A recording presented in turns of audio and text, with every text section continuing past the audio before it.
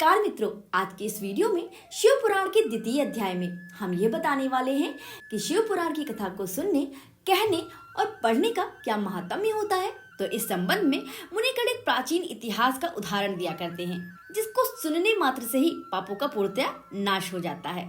तो आज के इस वीडियो में हम उसी कथा को सुनाने वाले हैं। तो मैं हूँ पायल कश्यप और आपका हमारे चैनल भक्त भगवान की कथा में हार्दिक अभिनंदन है। पर वीडियो शुरू करने से पहले आपसे एक निवेदन करना चाहूंगी, इसी तरीके की पौराणिक कथाओं को सदैव सुनते रहने के लिए हमारे चैनल को सब्सक्राइब जरूर कर लें, ताकि सभी वीडियो की नोटिफिकेशन आपके पास सबसे पहले जाए।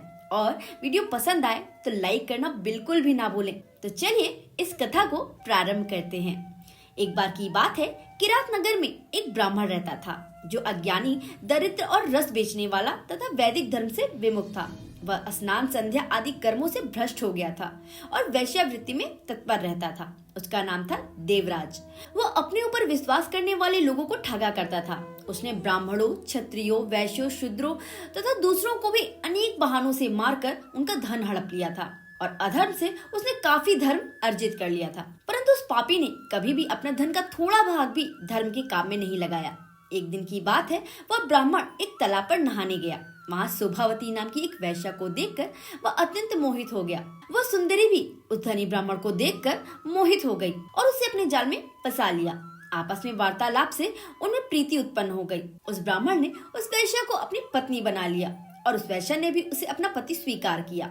इस प्रकार कामवश होकर वे दोनों बहुत समय तक विहार करते रहे। बैठने, सोने, खाने, पीने, हर तरह से निरंतर वे पति पत्नी की तरह व्यवहार करने लगे। वह ब्राह्मण अपने माता पिता तथा पत्नी के बार बार रोकने पर भी पाप कृत्य में संलग्न रहा और उनकी बात कभी नहीं मानता था।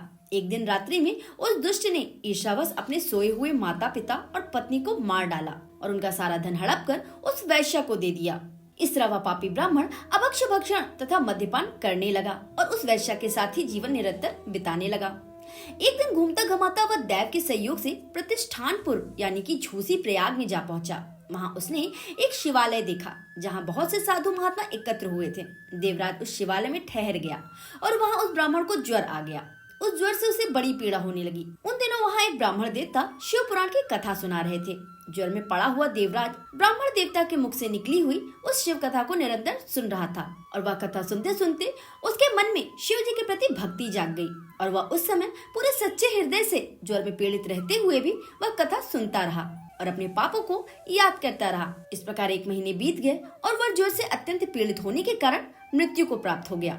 यमराज के दूत आए और उसे पाशों में बांधकर बलपूर्वक यमपुरी ले गए। इतने में ही शिवलोक से भगवान शिव के पार्षद गण आ गए। उन पार्षद गणों के शरीर पर भस्म और रुद्राक्ष की मालाएं सुशोभित हो रही थी। वे सब के सब क्रोध करते हुए यमपुरी में गए और यमराज के दूतों को मार पीट कर उन्होंने देवराज को उनके चंगुल से छुड़ा लिया और अत्यंत अद्भुत विमान पर बिठाकर जब वे शिवदूत कैलाश जाने को उद्यत हुए तो उस समय यमपुरी में बड़ा भारी कोलाहल मच गया था। उस कोलाहल को सुनकर धर्मराज अपने भवन से बाहर आए। यम ने ज्ञान दृष्टि से देखकर सारा वृत्तांत जान लिया। साक्षात दूसरे रुद्रों के समान प्रतीत होने वाले उन शिव जी के पार्षद गणों को देखकर धर्मराज ने उनका विधि पूर्वक पूजन किया। उन्होंने भय के कारण भगवान शिव के उन महात्मा दूतों से कोई बात नहीं पूछी। यमराज से पूजित तथा प्रार्थित होकर वे शिवदूत कैलाश को चले गए और उन्होंने उस ब्राह्मण को भगवान शिव को सौंप दिया। तो मित्रों, कहने का मतलब बस इतना है कि शिव पुराण की कथा सुनने और पढ़ने से ही आपके सारे पाप नष्ट हो जाते हैं। उस पापी ब्राह्मण देवराज को मुक्ति इसलिए मिली